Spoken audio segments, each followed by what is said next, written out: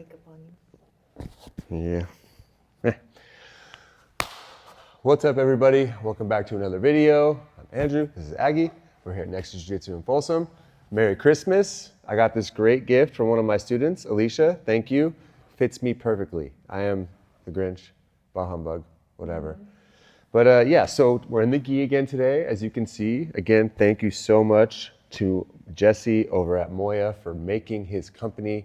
He doesn't sponsor me or anything. I just love his gis. I have maybe 18 or 20 of his gis. Too many.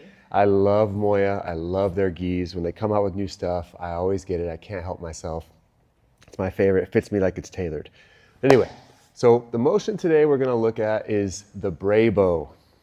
Effectively, it's the Darce in the gi.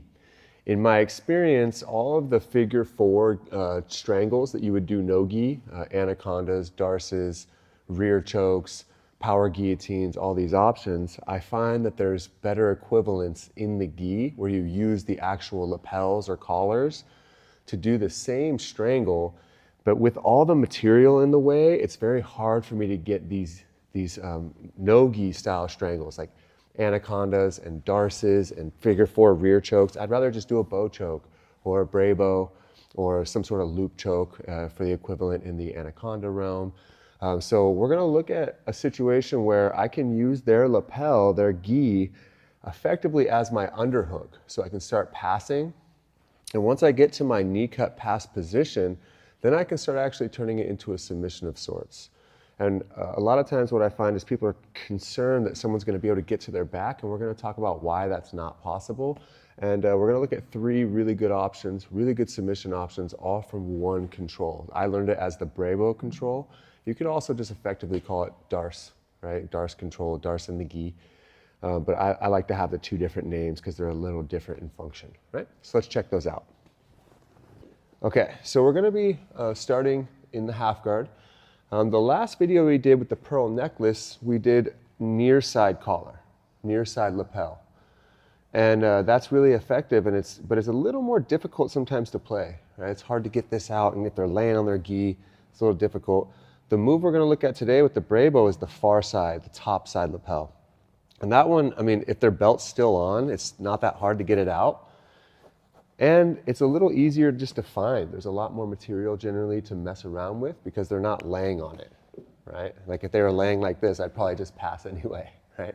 So playing here from the half, I'm just gonna work this out, work this gi lapel out while I'm cross-facing, while we're fighting, whatever's going on. And once I get it out, right, now I'm gonna feed it to my cross-face hand, right? So I'm gonna start working for inside position, looking to get chest to chest, and I feed it here to my cross-face arm. Now I've effectively gotten cross-face and underhook control with one grip. So now I have a free hand. This works as an underhook. If she tries to turn and face me, it's gonna be really hard because this pressure of the gi, right? So this works as an underhook and a cross-face, so it's very effective. So now what I like to do is get my elbow inside the thigh and hip, and that can help me pry my knee out. And from here, I can start dropping my knee to the mat, looking to go into knee cut positions. And of course, I can go directly into my knee cuts using this as cross-face underhook, and I can get really good successful passes. What I like to do though is I wanna mess with the mentality of my partner. They're focused on making sure I don't pass. They're focused on making sure I don't pass. They're keeping my leg trapped with their guard. They're really concerned about the pass.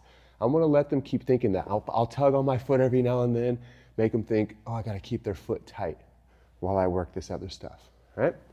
So we're in this position, okay? What I'm gonna do now, take my underhook arm, bring it to the front side. This is where people get concerned that you're giving up back exposure. But if she tries to come up to my back, like sit up and go to my back, she just can't because I effectively have an underhook with this collar, right? So it's not gonna work that way. She might think so, or the person you're fighting might think so. It's not there, right? So as we're here, I dive my shoulder deep. I'm getting my shoulder right in front of their chest, and I'm feeding my left hand around. So this is where it kind of looks like a Darce. Feeding my left hand around, and I feed the collar into my hand, thumb up, thumb towards the shoulder, okay? This is where I wanna be. And now there's a move that I learned from Shanji Hibero called the Super X or the Super Cross, where from here you can go into cross chokes where you can just grab the material of the gi, of the lapel you're holding, or the actual lapel you're holding, or just the shoulder, and put your elbows together, and now you use weight and gravity, and you finish a really, really powerful cross choke there. Extremely powerful, the Super Cross. It's so, so, so mean, right? So let's look at that all again. Half guard position. I free this top lapel, feed it around to my crossface arm. Now I have crossface underhook with one arm. Use this elbow, pry my knee out like I'm going knee cut, playing here. Dive through, collect the gi, and now I come over the top. I can grab any material over here, any material I want. It doesn't matter what I grab here. Bring my elbows together, use weight, wrist roll, and there's your finish for your Super X. They're not gonna like that, right? Their main response that I find is they use this top arm to fight my second hand, right? So when I'm here, I already have the Brabo control. I go for this cross choke, they block. They're like fighting my hand here. So now I'll either grab the sleeve or the wrist and I pull the elbow in front of me here. This is where it turns into the Brabo Darce situation. That was a cross choke, now we're gonna play the Darce. I close the elbow down to my own elbow. You see this? I don't want the elbow up here, right? Close it down to my own elbow, drop my shoulder on top of the tricep, and now I'm gonna hug her head to me, like I'm trying to put her face into my chest, right?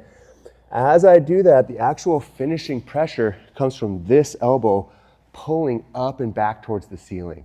That's what's gonna lock in that strangle, right? So we're here in our Brabo control. I'm going for Super X. She's blocking my hand. I pull the arm across, bring her elbow to my elbow, drop my shoulder on top of the tricep, hug the head, and pull my elbow up here. That's what's causing that super, super strong Darce, or Brabo, I like to call it, right? That's what I learned it as, okay? Very, very powerful. Now, sometimes you're gonna be fighting somebody really strong or super educated on the position. They're gonna block the cross choke and keep their elbow tucked really strong, so I'm not gonna be able to pull it across. I'm gonna move myself around that frame, okay? So when I get to this position, right, I'm feeding the gi across, get to my control, free my knee, go into knee cut position, start getting into my Brabo grip. So I'm gonna be going for the cross choke here, and she's gonna be blocking my hand, but at the same time keeping her elbow pulled down so I can't get it in front of me. So what I'm gonna do, I learned this from Samir Chantry and Cashinho when I used to train under Kaio back in the day. I'm gonna jump around this elbow. So I'm gonna take my shoulder, dive around the elbow, and go to my own back. But now look, I've created that same exact scenario, right in the same spot I wanna be in, okay? So I push that elbow down, hug the head to me, and again, I'm gonna pull this elbow down and get that strong, strong finish, pulling the collar across the neck. So the whole sequence again, all of it together, right? The three options. I'm gonna feed this lapel through. When I get here, I wanna free my knee line. If I start reaching for Brabo control from here, my knee and elbow are really far from each other, and she still has control of my knee line, so she's just gonna hit me with a knee lever sweep right there. And now I'm like trying to find this here, and it's gonna be hard, she's gonna be pressuring me. So make sure, once you get this grip, we now free our knee line, right? So now I'm going here, driving my knee out, going here to knee cut. Now she tries that knee lever sweep. There's no control of my knee line. She can't pull me over. So we have Super X. Boom, good finish. She blocks the Super X. I pull the elbow across, tuck the elbow down to my elbow, hug, pull the head in, drive my elbow to the ceiling. Brabo finish. Now I go for Super X. She blocks that, but keeps her elbow down. I can't pull it across. I jump through here, pushing her elbow in, grabbing the head, pulling my elbow down. Boom, and there's my finish. All right, so there's some really good options. Again, playing in the gi. Seemed like a lot of you really like that we're putting some gi content back up, so we'll be doing that intermittently. But again, that's the Brabo control to 3 submissions, Super X, Brabo Darce, or when I have to hop around their elbow, still hitting that Brabo. Really, really powerful position, but also it's really good for sweeps. And sometimes when I hit the sweep, I'll do a collar drag and take the back with the same grip, right? It's a very, very good controlling dominant grip. Effectively, if someone's decent in the gi, anytime they get cross grips across your body, cross collar grips, Brabo control grips, you should be concerned, because if they know what they're doing or if they have a game set up around that, they're developing motion. And that's what I'm doing here. Get that collar control, works as my crossface underhook. They can't go to my back. Get that Brabo control. Now submissions, back takes, passes, all sorts of stuff opens up, and it's a really, really, really good position. So definitely add it into your gi game. Super effective. Again, Merry Christmas. All my Grinches out there, holler at me. I'm Andrew. This is Aggie. We're here at Nexus Jiu-Jitsu in Folsom. Like, subscribe, hit the notification bell. Join our membership on YouTube. You can join our Patreon as well. And let's keep this thing running. I hope it works for you. If you want to see anything in the future, throw it down in the comments. And let's get after it.